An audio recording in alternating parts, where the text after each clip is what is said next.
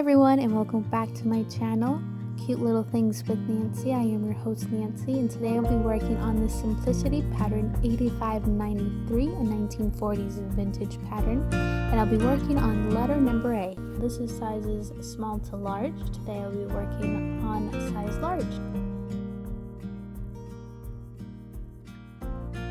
So I always start by ironing my fabric. I always have it to the highest setting for both steam and heat. This fabric I purchased at Joann's, and it is 100% cotton. So pretty much I did buy it in the houseware section, so it's not a clothing fabric. It's more for decorative.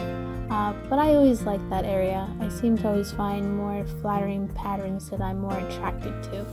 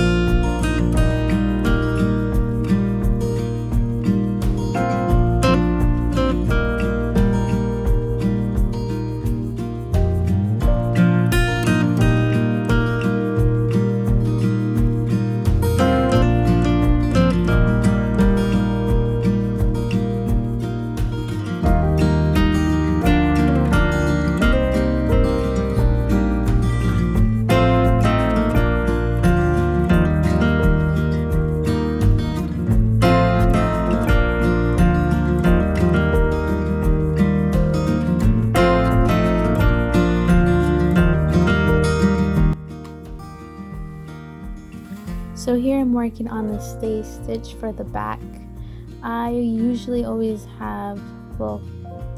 have problems with this because usually when I do work with this section, I fold it the incorrect way, so then they're facing same directions and not opposite ways, if that makes sense. So here I really took my time and I double checked my work just to make sure that they are the correct sizes, both width and length. This is working on the back at the edge of the collar. I had the most trouble with it. I don't work with patterns. I usually draft my own, or I drape around my mannequin and I work with that. So actually following full instructions on this pattern is completely new to me. So I wanted to give it a go. It's something I've always wanted to do, and I said, well, why not start today? So here, what I had the most trouble with is turning it inside out, which you'll see in a little bit, and I'll go further into depth.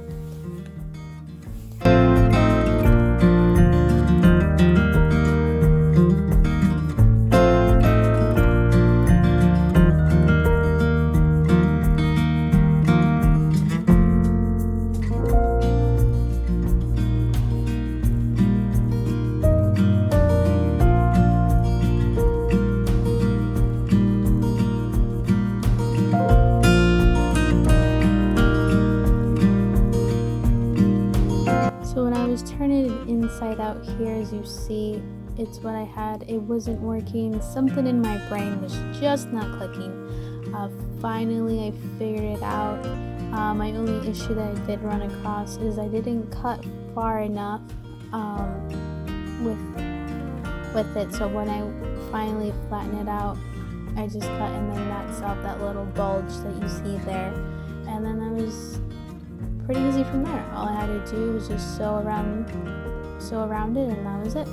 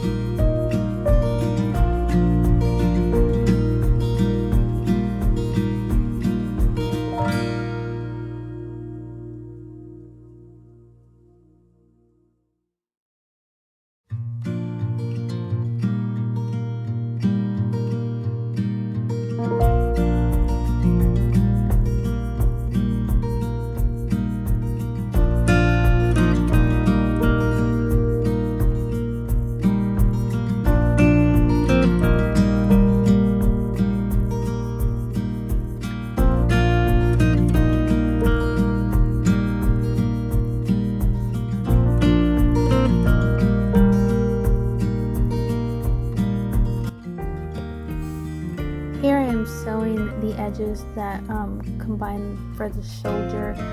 Something that I did notice along the way when I was finishing is that if I left it the way I am sewing it, through wear and washing, I knew it was going to unravel. That stitch was not going to be strong enough. I could have zigzagged it, but what I did off video is pretty much I cut on the bias on some fabric I had, and I folded it and sewed it on top. Here I had another brain fart that just wouldn't click. The directions, the way I was reading it, it was just not going the way I wanted. So I improvised, and I pretty much kind of, if I was putting a lid, the collar onto the fabric, and that's how I sewed it. I'm not going to go into detail on what the pattern requested, unless you have the pattern yourself, you could read there. But other than that, it worked out pretty well the way I improvised. Unfortunately, on my first take from here, as you'll find out, I ran out of bobbin thread. So I quickly realized, let me take a quick little break, fill in my bobbin, and continue on.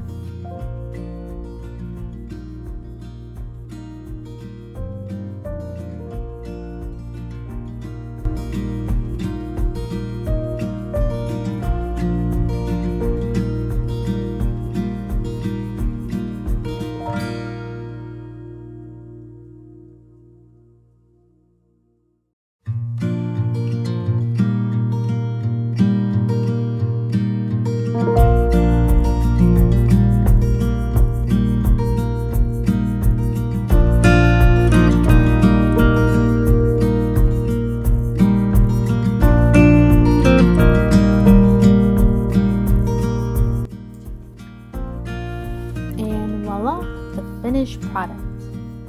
So as you probably might or might not know already, this is a tie around top. And it's mostly meant to be a tucked in top. That way you wear high-waisted shorts, skirts, top.